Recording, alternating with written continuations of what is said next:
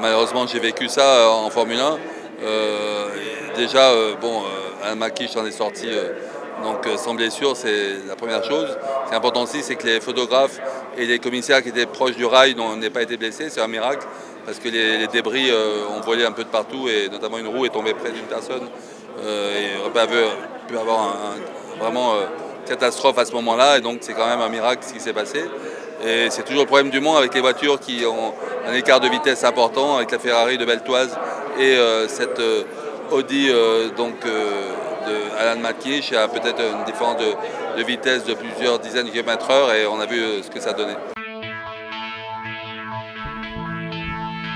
C'est évident qu'après la courbe d'un lobe, normalement on ne double pas. Donc Anthony Beltoise n'a aucun tort.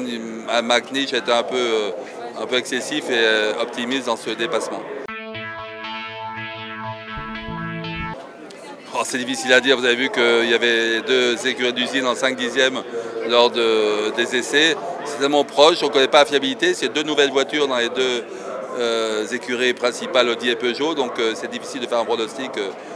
Maintenant que Audi a une voiture en moins, je dirais que Peugeot a peut-être une chance de, enfin, dominer Audi qui avait pris quand même un bel avantage l'année dernière, contrairement à ce qu'on s'attendait.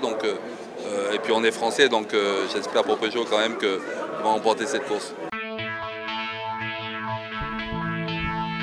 Bien oui, je relance avec les Masters de karting de Bercy, cette fois-ci avec un kart 100% électrique.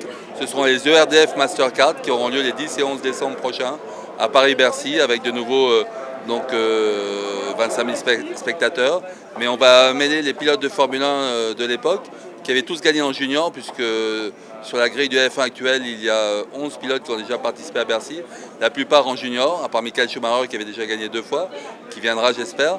Mais les 4 autres champions du monde, que ce soit Button, Alonso, Hamilton et Vettel, ont gagné en junior, ils avaient 14-15 ans. Donc ils sont heureux de revenir et on va les confronter aux pilotes de rallye. Enfin confronter, ça sera un spectacle, hein, ce n'est pas une véritable course, une fête de fin d'année plutôt. Un spectacle où les pilotes de rallye viendront, mais aussi les pilotes d'endurance. C'est pour ça que je suis aujourd'hui aux 24 heures du Mans par passion aussi.